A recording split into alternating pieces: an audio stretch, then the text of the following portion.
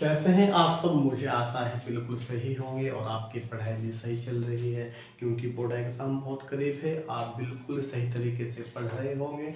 मैं आपको एक संबोधित करना चाहता हूं। आप हर सब्जेक्ट को पढ़ें। अब वो समय आ चुका है जो आपका हर सब्जेक्ट समय मांगता है। आप बिल्कुल किसी भी सब्जेक्ट को हल्के में ना लें, क्योंकि ये नहीं पता कब कहाँ क्या हो जाए। इसलिए आपसे अनुरोध है, आप बिल्कुल सही तरीके से अपने क्लास की जो बोर्ड क्लास एग्ज़ाम है उसके हर बुक को, हर चैप्टर को अच्छे से तैयार कवर कर लें।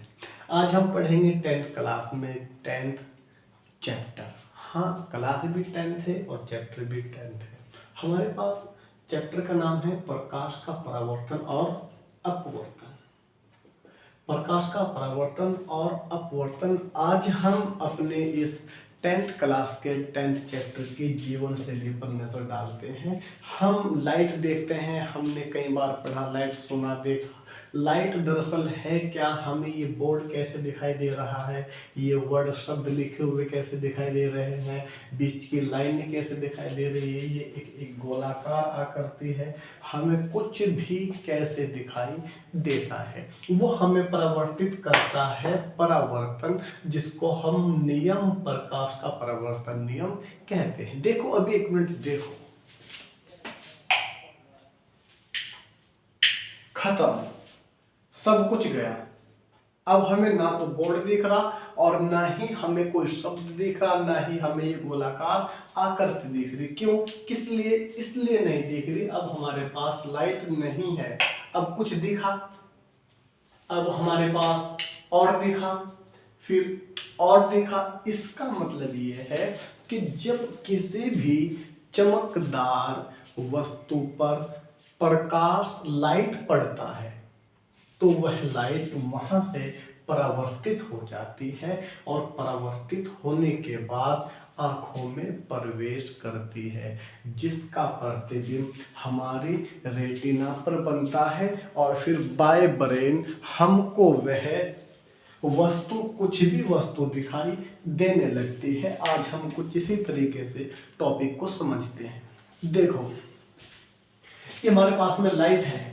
लाइट मेरे पास से यहां से इसकी रेज गई, किरण गई और टकराकर वापस हो गई। एक किरण है, दो भागों में बंटने की वजह से दो नाम ले लिए, जाने वाली किरण और आने वाली किरण। जबकि किरण यही है, टकराकर वापस आ रही है। जैसे आपके पास कोई बॉल आपने ऐसे मारी और फिर वापस टकराकर आपकी ही दिशा में आ गई। इसलिए मैं आपको बोल रहा हूं, प्रकाश का परावर्तन ठीक उसी तरीके से है जिस तरीके से आप कोई फिजिक्स प्रैक्टिकल करे, बॉल मारे किसी दीवार पर और वापस आपके पास ही आ जाए। ठीक है। जब कोई प्रकाश किरण किसी चमकदार, जैसे कोई दर्पण है, पॉलिश किया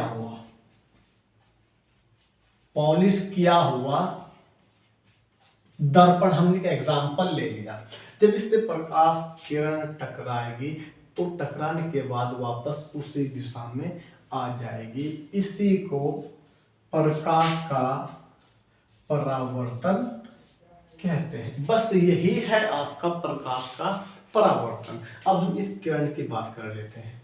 आने वाली किरण को आपतित किरण कहते हैं, आपतित किरण। और जाने वाली किरण को अपवर्तित किरण। चूंकि अब ये अपवर्तित हो चुकी है, हम इसको इसलिए बोलते हैं अपवर्तित किरण। अपवर्तित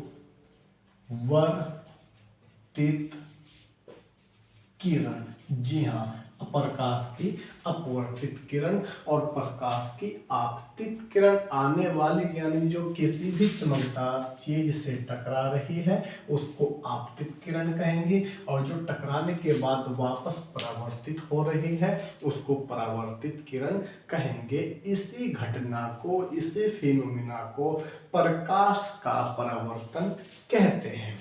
अब इसका बहुत छोटा सा एक एग्जाम्पल, एक उदाहरण है। आप इसको ऐसे समझ सकते हैं जैसे मैं आपको समझा रहा हूं, उसको रफ कर लीजिए चूंकि अच्छे से समझ में आ जाए। आपके पास में एक मिरर है, एक दर्पण है, जो वाला आपने इसमें अच्छे से पॉलिश कर लिया, मार्कर भी चेंज करते हैं। आपके पास एक मार्कर है, ये इसकी अच्छी लाइनिंग है, आपने पॉलिश किया हुआ मिरर ले लिया, आपने इसके ऊपर पॉलिश कर लिया। इधर से किरण आई और टकरा कर वापस चली गई। इसको मैंने बोला आपतित किरण आने वाली को, और जाने वाले को मैंने बोला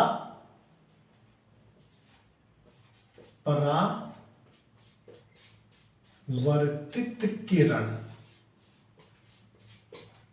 अब एक बात देखो, आने वाली किरण भी एक बिंदु पर, जाने वाली किरण भी एक बिंदु पर, तथा जिस पर ये टकरा रही है उसका यानी जो अभिलंब है वो भी एक बिंदु पर होता है। इसका मतलब पहला नियम क्या है कि आने वाली किरण कोमा जाने वाली किरण तथा आपतन बिंदु पर अभिलंब तीनों एक ही तल में होते हैं। बात क्लियर होगी।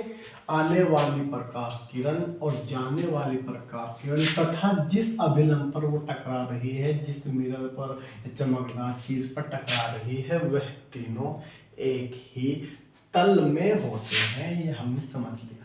नंबर 2, जितना कोण मेरे पास में आने वाली किरण का होगा उतना ही कोण मेरे पास में जाने वाली किरण का होगा। मैंने यहाँ पर एक मुख्य अक्ष लगा दिया। ये कोण मेरे पास में कोण आई बराबर कोण आर।